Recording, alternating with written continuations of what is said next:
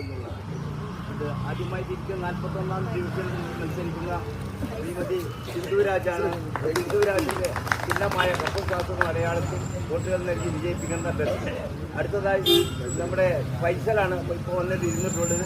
അദ്ദേഹം 14ാം ഡിവിഷനിൽ നിന്നാണ് യുവ നേതാവ് മത്സരിക്കുന്നത്. അദ്ദേഹത്തിന്റെ ചിഹ്നമായ കപ്പൽ ശാസ്ത്ര അടയാളമാണ് അദ്ദേഹത്തിന്റെ ചിഹ്നം. അദ്ദേഹത്തിന്റെ പ്രവർത്തനങ്ങളിലും അതുപോലെ തന്നെ വോട്ട് ചെയ്യുന്നതിലും പരമാവധി സഹായസഹകരണം ചെയ്തു കൊടുക്കുന്ന ഗീതമായി അഭ്യർത്ഥിക്കുകയാണ്. മറ്റൊന്നുള്ളത് നമ്മുടെ അഞ്ചപ്പുരയിലെ പ്രഗത്ഭനായ സ്ഥാനാർത്ഥി നിയാസ് അഞ്ചപ്പുരയാണ്. അദ്ദേഹത്തിന്റെ ചിഹ്നവും കപ്പും ശാസ്ത്രവുമാണ്. അദ്ദേഹത്തിന് നിങ്ങളുടെ വിലയേറിയ വോട്ടുകളും സഹായ സഹകരണങ്ങളും ചെയ്തു കൊടുത്ത് അദ്ദേഹത്തെ വമ്പിച്ച ഭൂരിപക്ഷത്തോടെ വിജയിപ്പിക്കാൻ എല്ലാ സഹായങ്ങളും ചെയ്യുന്നുണ്ട്.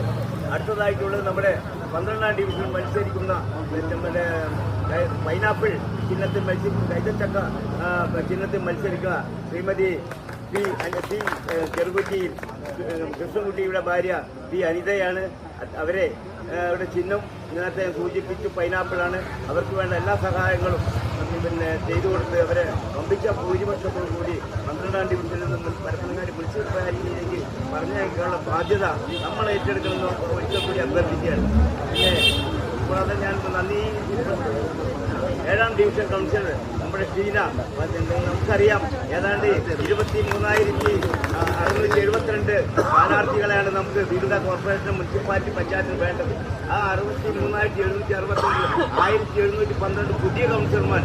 ആ പുതിയ കൗൺസിലർമാരാണ് നമ്മുടെ 7ാം ഡിവിഷൻ മത്സരിക്കുന്ന ഷീനയും 12 മത്സരിക്കുന്ന അനിതയും അതുപോലെ ഭരിക്കുന്ന നമ്മുടെ നിയാസ് അഞ്ചപ്പുരയും അതുപോലെ തന്നെ നമ്മുടെ സിന്ധുരാജും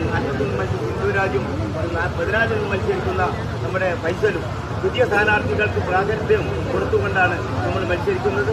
അതായത് നമ്മുടെ സ്ഥാനാർത്ഥികളെല്ലാം തന്നെ രംഗത്തിറങ്ങി അരയും തലയും മുറുക്കി പ്രവർത്തിക്കുന്ന ഈ സമയത്ത് ഇനി അടുത്ത പരിപാടി 7ാം ഡിവിഷനിലെ നമ്മൾ ഷീനയുടെ തെരഞ്ഞെടുപ്പ് കമ്മിറ്റി ഓഫീസ് ഉദ്ഘാടനമായി ഉള്ളതുകൊണ്ട് ഞാൻ പരസ്യമൊന്നും പറയുന്നില്ല. നിങ്ങൾക്ക് ഏവർക്കും നമ്മുടെ മഞ്ജുഷ പ്രനൂഷിന്റെ ഈ വാർഡിൽ നിന്നുള്ള സ്ഥാനാർത്ഥി തുടർച്ചയായിട്ടുള്ള നമ്മുടെ 2ാം ഭരണത്തിൽ വരുന്നതിന് പിന്നെ മുനിസിപ്പാലിറ്റിയിലെ 42ാം ഡിവിഷനിൽ പിടിച്ചെടുക്കുന്നതിന് നമ്മൾ രംഗത്തിറക്കിയിട്ടുള്ള മഞ്ജുഷ പ്രനൂഷിന്റെ അവദാനങ്ങളോ അതിന്റെ പ്രവർത്തനങ്ങളോ ഞാൻ പറയേണ്ടതില്ല. ഒരൊറ്റൊന്നും മതി യുവപാലം. രാവിലെ പടിയിൽ പോകുന്നവർക്കും നടന്നു പോകുന്നതും സ്കൂൾ കുട്ടികൾക്കും തടി ചവിട്ടാതെ വെള്ളം ചവിട്ടാതെ അപ്പുറത്തു നിന്നും ഇപ്പുറത്തു നിന്നും അങ്ങോട്ടും ഇങ്ങോട്ടും യഥേഷ്ടം സഞ്ചരിക്കാനുള്ള സൗകര്യം ഒരുക്കൽ പ്രധാന പങ്ക് വഹിച്ചുള്ള മഞ്ജുഷ പ്രദേശമുണ്ട്. ഈ പ്രദേശത്തെ ഈ മുനിസിപ്പാലിറ്റി പ്രദേശത്തെ